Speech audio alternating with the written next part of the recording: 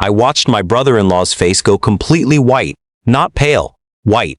Like someone had pulled a plug somewhere and all the blood had just drained out of him in under 2 seconds. His wife grabbed his arm.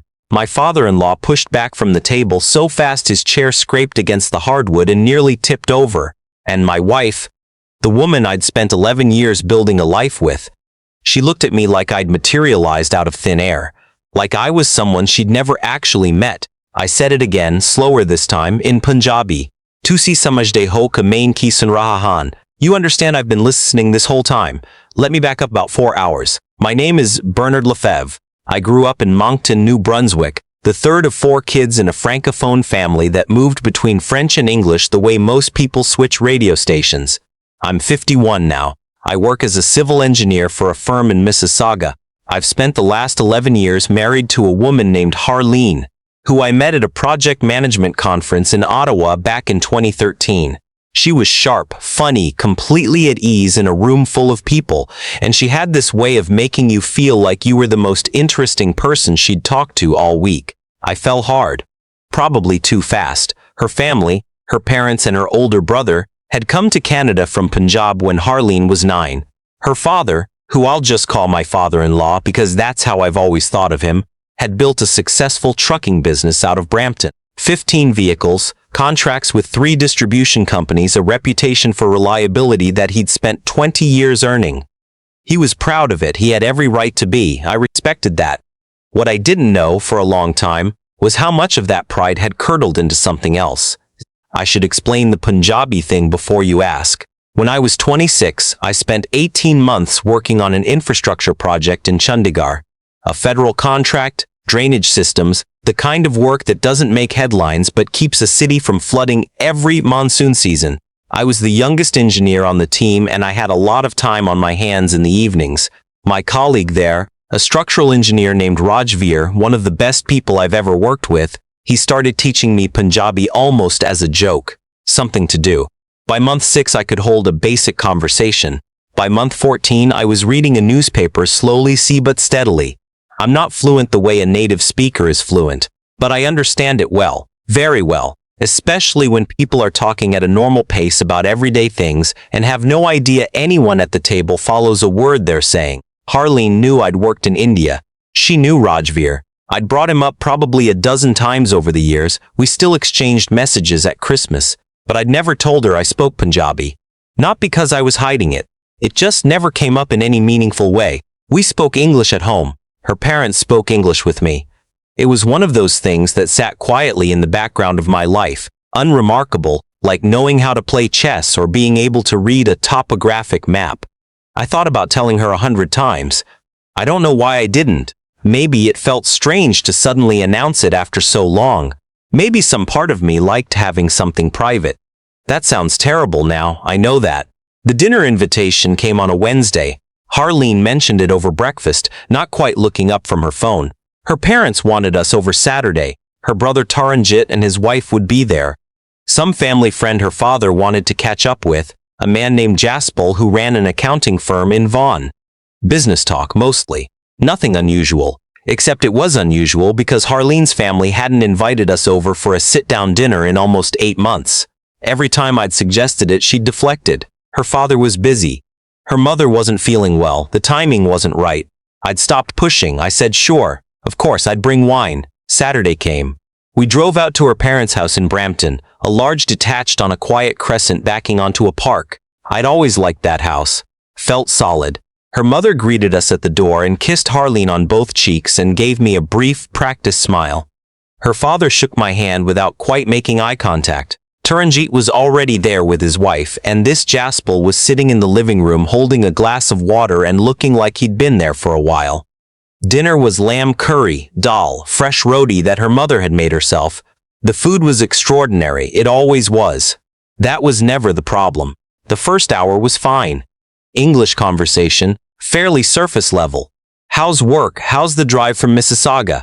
Have you been following the construction on the 410? Normal.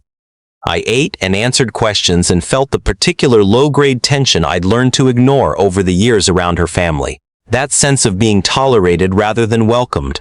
I'd told myself it was cultural, that I was reading too much into things. that plenty of sons-in-law feel that way.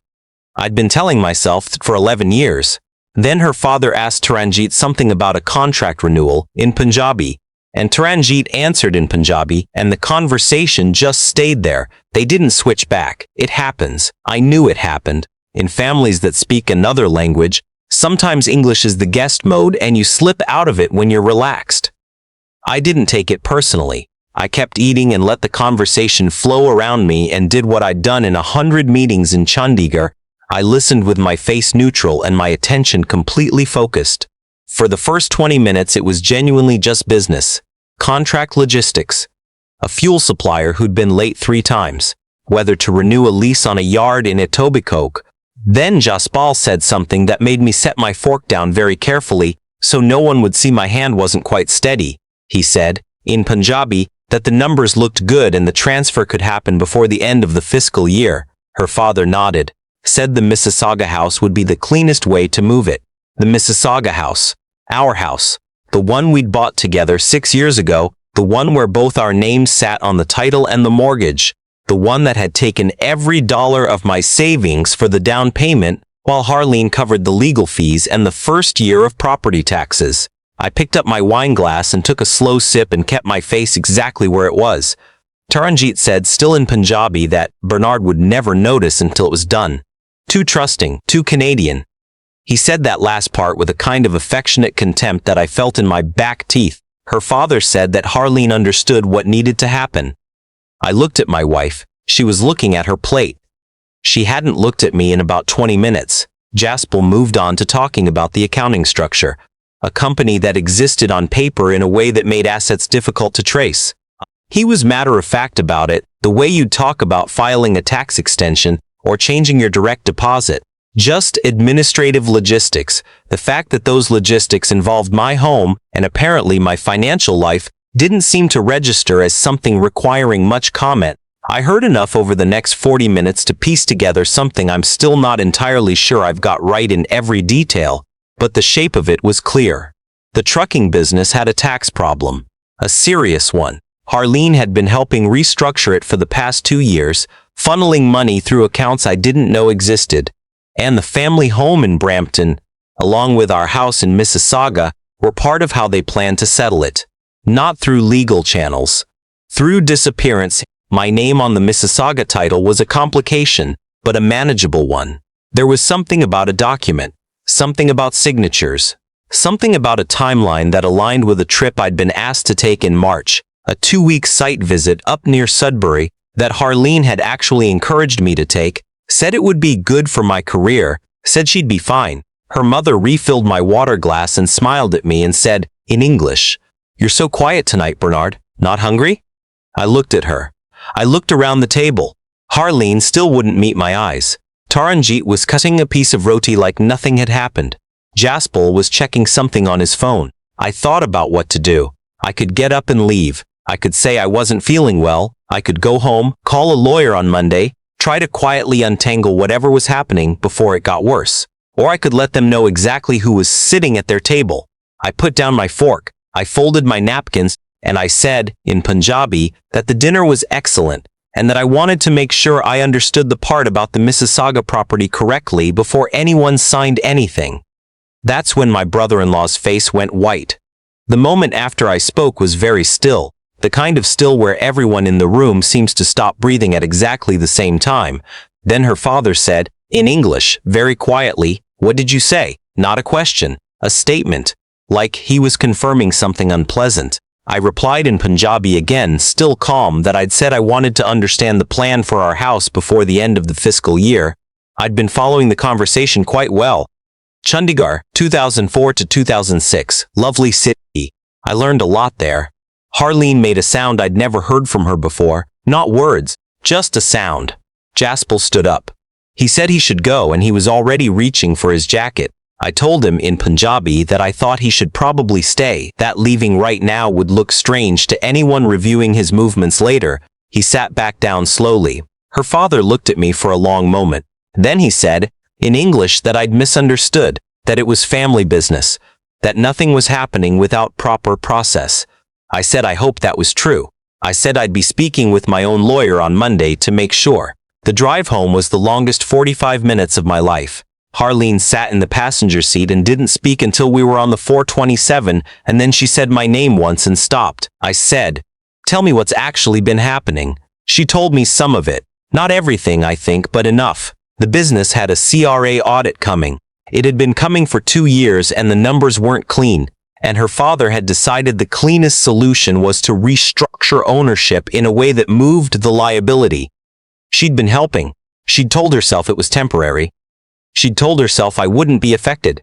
She'd told herself a lot of things. I asked her when she was going to tell me about the Mississauga house. She didn't answer. I asked her if she knew about the documents, the signature timeline, the March trip to Sudbury. The pause was answer enough. I slept in the guest room that night. I didn't sleep much. I spent most of it sitting on the edge of the bed in the dark, going over the conversation at the table, trying to make sure I'd understood correctly. I knew I had. Sunday morning I called my sister in Fredericton. I told her something had happened and I needed her to know in case things moved quickly. I didn't explain everything over the phone. I just said, if I send you an email in the next few hours, read it and keep it safe. Then I called a colleague whose wife was a litigation lawyer. I left a voicemail. I said it was urgent. I said it involved potential fraud and real property, and I needed to speak with someone that week, not next month. She called me back in 20 minutes. Her name was Claudine, and she was one of those people who listens without reacting, takes a few notes, and then speaks in complete sentences that feel like they've already accounted for every complication. I told her everything I'd heard at the dinner table. I told her about the house, the business, the audit, the March trip. I told her about Jaspal and his accounting firm. She was quiet for a moment after I finished. Then she said, "Mr. Lefebvre, the first thing we're going to do is protect the property, today if possible." She walked me through what she needed. I spent Sunday afternoon pulling together every document I had, the mortgage agreement, the title registration, 6 years of joint bank statements, every email I could find from Harleen related to the house or to her family's business. I sent everything to Claudine by 4 o'clock. Monday morning, Claudine filed a caution on the Mississauga property title, which under Ontario's Land Titles Act effectively blocked any transfer or encumbrance without my explicit consent and notice. It cost me $260 and probably saved me several $100,000. She also sent a letter to Jaspal's accounting firm. I don't know exactly what it said. I know the firm went very quiet very quickly. Harleen moved out the following week. She went to her parents' house. She didn't fight me on it. I think the shock of being caught had knocked something loose in the plan, and without the plan she didn't know what posture to take. I want to be honest about this part because I think people expect the anger to be clean, righteous, justified outrage, tightly packaged. It wasn't like that. It was messy and it hurt in ways I hadn't expected. 11 years. I kept coming back to that. 11 years of weekends and road trips and arguments about whose turn it was to call the plumber and meals she'd cooked when I worked late, and 100 small moments that I'd thought were real. I still think some of them were. I don't know which ones. The CRA audit proceeded independently of everything else. I wasn't involved in that directly, but Claudine had contacts at the agency, and she made sure they had the right context. The trucking business ultimately settled on terms that weren't favorable to the family. Several accounts that had been structured around Harleen's name came under scrutiny. Jaspal's firm was named in a related proceeding that I only know about through Claudine's updates. The divorce took 14 months. There were no children, which made the legal process simpler and the emotional process in some ways harder. Everything we'd built was just property now. The house, the savings, the investments. A marriage reduced to a spreadsheet. Claudine was thorough. I won't give you numbers because they feel private, but I will tell you that I walked away with the house and a settlement that reflected the fact that the down payment, every dollar of it, had come from my savings alone. Harleen's lawyer tried to argue that 11 years of marriage established entitlement regardless of source. The judge was not persuaded given the circumstances. The thing I keep thinking about is the Sudbury trip. I'd already agreed to it. I'd told my supervisor I was in. I'd looked up hotels in Sudbury and found a place on Elm Street near the courthouse that had decent reviews and free parking. 2 weeks. I would have been gone 2 weeks, and when I came back, whatever they'd needed to do with the house would have been done. and I would have walked back into a life that had been quietly hollowed out while I was reading topographic surveys near a nickel smelter. I canceled the Sudbury trip. I told my supervisor it was a family emergency. It was, just not the kind he probably imagined. I'm not angry anymore. That's not me being diplomatic. It's just that anger takes energy and I've put my energy somewhere else. I refinanced the Mississauga house and redid the kitchen, which had needed it for years. I joined a running group out of a community center near my office, which I mention only because I would never in 100 years have imagined myself in a running group, and yet here I am, running a 10K in the fall apparently. My sister came out from Fredericton and stayed for 3 weeks after the divorce finalized. That helped more than I can explain. I haven't spoken to Harleen directly since the proceedings ended. She sends brief, formal emails when there's something administrative to address. I reply the same way. There's nothing hostile in it. There's not much of anything. Her father sent a message through Taranjit about 6 months after everything was settled. He wanted me to understand that he held no ill will. That family decisions were complicated.